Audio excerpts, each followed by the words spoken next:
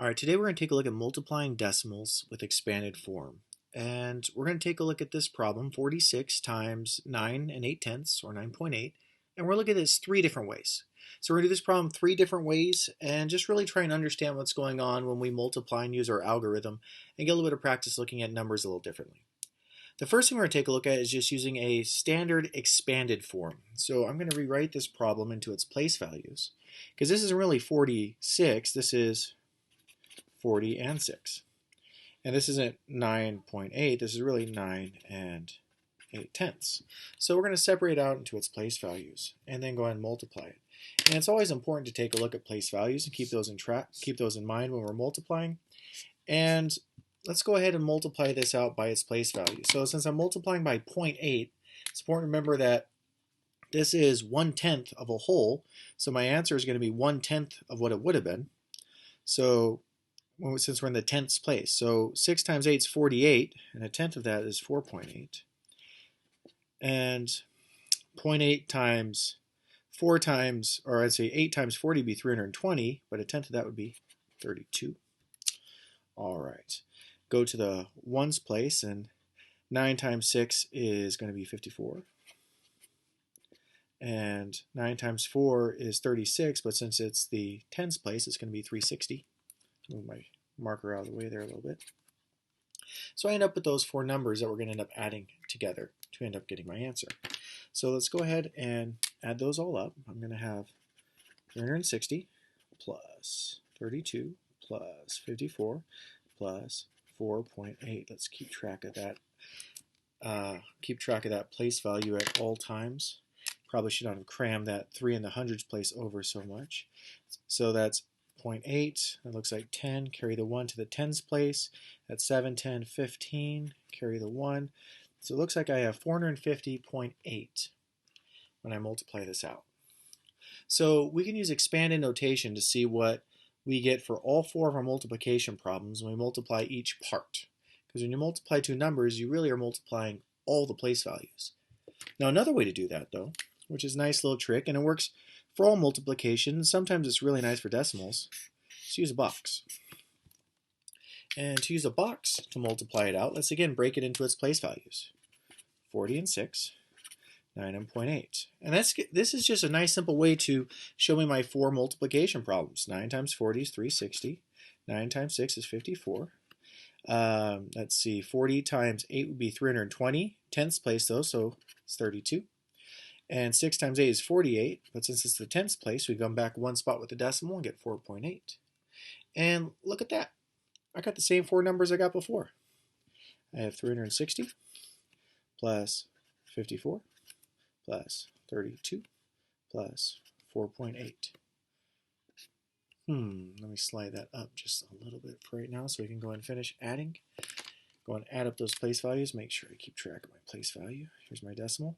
8, 10, carry the 1, 15, carry the 1, and I got 450.8. So a nice way to separate out our math problem into our four different multiplication problems we have when we multiply a two-digit number. And by the way, you can set up a box with 3 digits or 4 digits. You just kind of keep expanding it and breaks it into all the little multiplication problems you have to do. And then you just add up the 4 boxes when you're done. It's a nice little approach that makes it easy.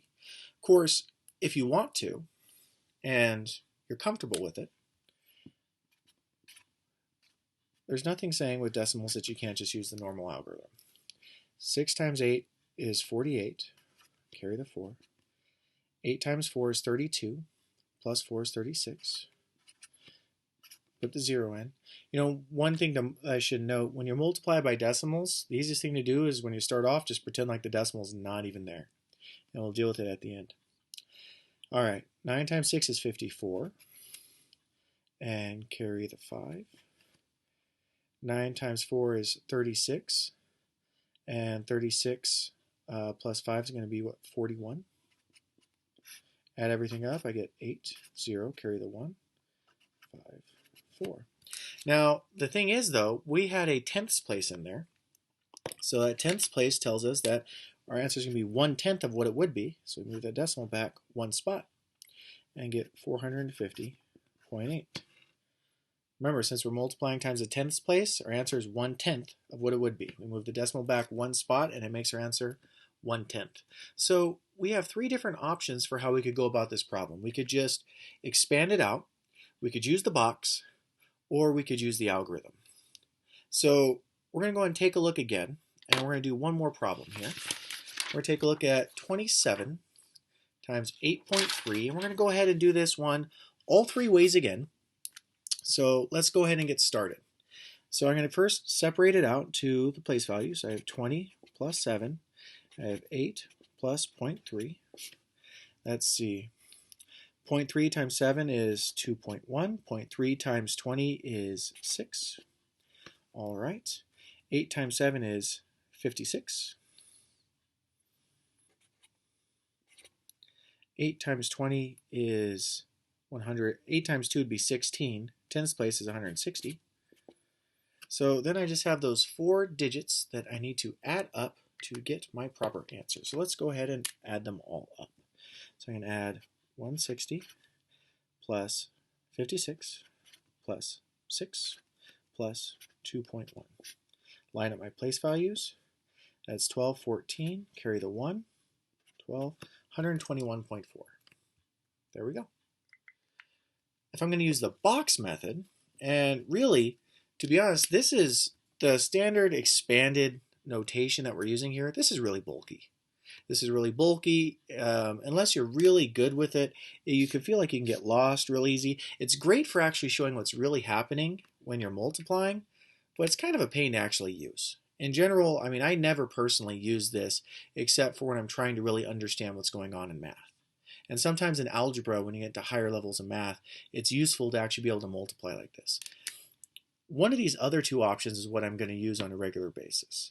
And if I want to use the square, drop my square,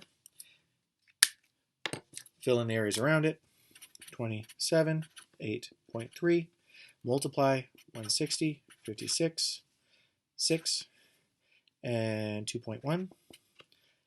Add them up, 160, 56, 6, 2.1.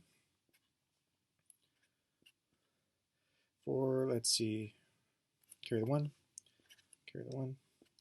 Ah, did I make a mistake in the last problem? Looks like I did. I forgot to carry. 6 plus 5 was 12. I didn't carry a 1 and add that to the 160. Silly Mr. Holsworth. Okay, so that should be 224. Well, I'm really glad I did that problem two ways. I caught my mistake. All right, let's go and take a look at the final algorithm here and multiply that out. And, you know, like I said, if you're comfortable with this and you understand it, oops, there's no decimal there. That's 27. 8.3. So I only have one decimal place I'm going to have to remember at the end. If you're comfortable with it and you understand what's going on, this is usually going to be the fastest way. You still have to keep track of carrying some numbers here, but it's really not too bad. 3 times 7 is 21. Carry a 2. 3 times 2 is 6, plus 2 is 8. That is 0. 7 times 8 is 56. Carry a 5. 8 times 2 is 16. Let's see. 8 times, I'm going brain dead here for a second. 8 times 2 is 16, plus 5 is 21. All right. I get 1, 4, carry the 1, 2, 2. So I end up with 2,241. But I remember that I have a tenths place that I'm multiplying by. So my answer is going to be 1/10. So my answer is going to be 224.1. Make sure you carry. Don't make the mistake I did on that first one. So no matter how you do it, it's all multiplying. It all works. And you can be successful with all three of these techniques. I would suggest either using the box or using the standard algorithm on the far right because they're faster. But do whatever is going to help you understand the problem best. Whichever way you understand the problem best, use it, and then go and get multiplying.